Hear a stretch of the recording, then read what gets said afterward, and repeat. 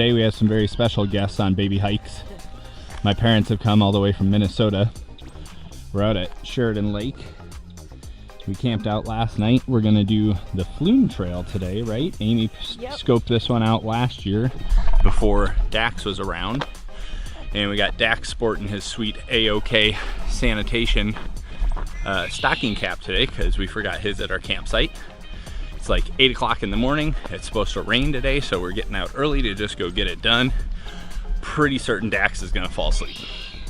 But it's gonna be a great hike, so here we go.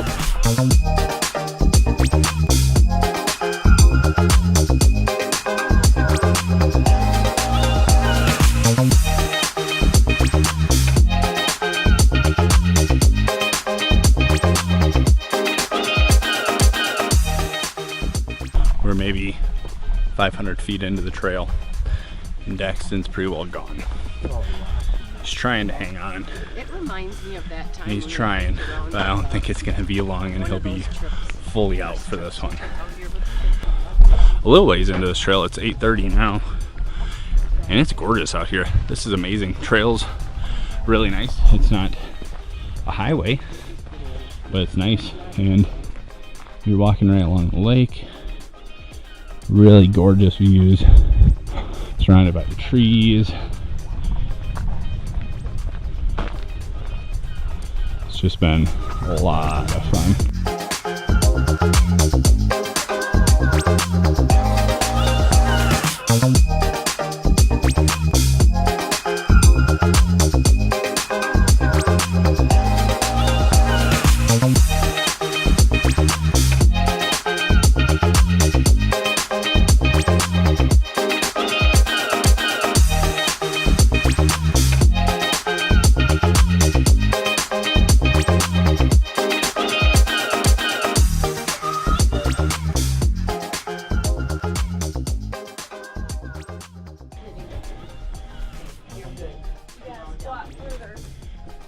Get deep, dude, get deep. I'm duck walking now. How cool.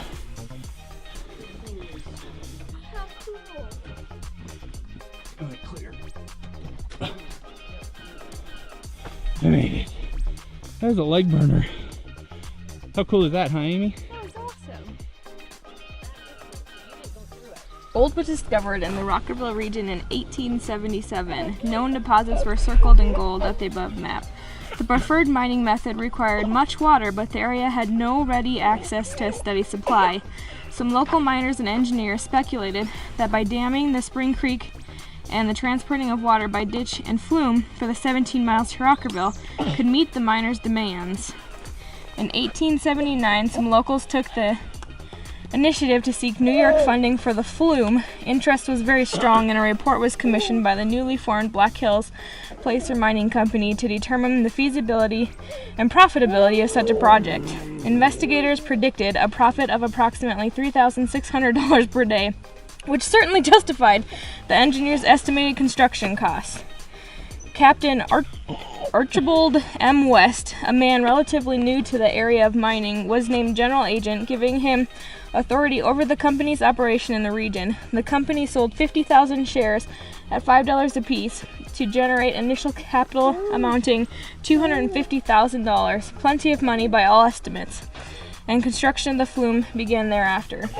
The months that followed constitute a textbook example of corporate mismanagement. Laborers and subcontractors, including a sawmill that produced 40,000 feet of timber per day, went unpaid. Captain West faced charges of embezzlement and adultery. The company executives fought amongst themselves, and construction fell far behind schedule. West was eventually replaced by Major Ambrose Bierce, a former Civil War officer and later esteemed author and journalist, who worked to pay the debts of his predecessor and complete the project. Troubled by the company's administration, Bierce resigned in September 1880. In 1881, the company was mortgaged. Its remaining property, including the flume and remaining holdings, were later auctioned off for $5 to a former executive. Oh man. Wow. Total bust. Crazy. The failure of the mine management of the Flume fell to a disorganized crowd of part owners of Rockerville citizens. They kept the water flowing for about 10 years, which allowed millions of dollars worth of gold to be mined, but the Flume eventually fell into despair. Its timbers have been looted for other projects, including CCC Adventures. Today, hikers can follow part of the Flume's path. Signs of its presence are still visible, namely the 2 tunnels and the square head nails that litter the ground. In 2016, the Flume Trail was made a National Historic Trail by the Boy Scouts. He's had enough of the reading. It's time to go.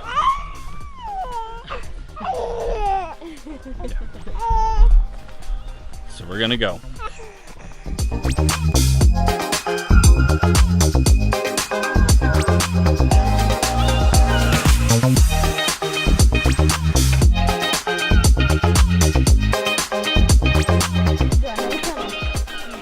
Another what?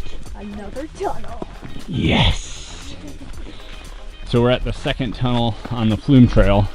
This is probably where we're going to turn around. We've been out on the trail for just about an hour and a half. And it's gorgeous. This is awesome. Hopefully this one's got a little bit more head clearance than the other, but I can actually see the other end of it. So we'll check it out.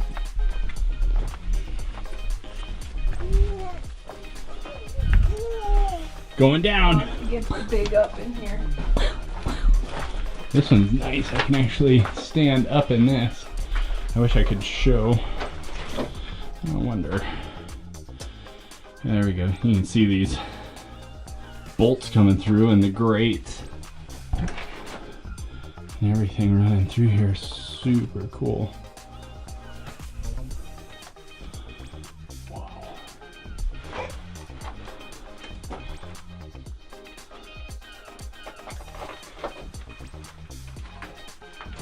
This rock is one of the ancient you will ever be able to touch.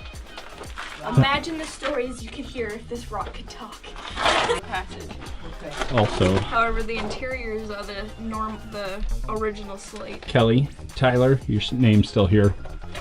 Also, Jeff from NY and Jazzy. You're all still here. Just so you know, if you ever find this.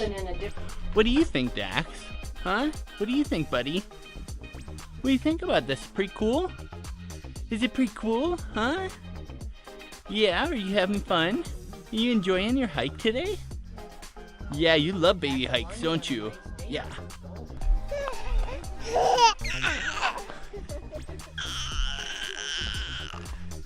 You cheesing? Are you cheesing?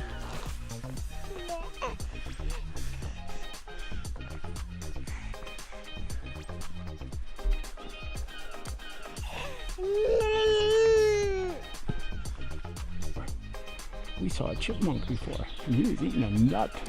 A nut! Can you believe it? I didn't think you would. Get you.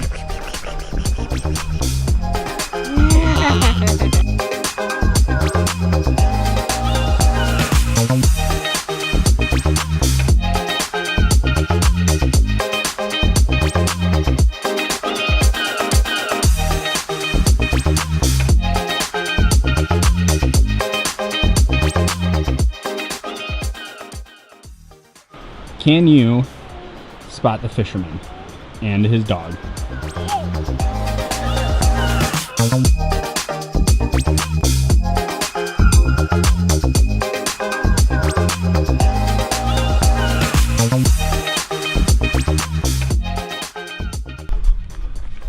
So we are just about back from our hike, and really great. Wouldn't be one, you know, we met some people on the trail that had a 4-year-old with them, and he was cruising, seemed to be doing good.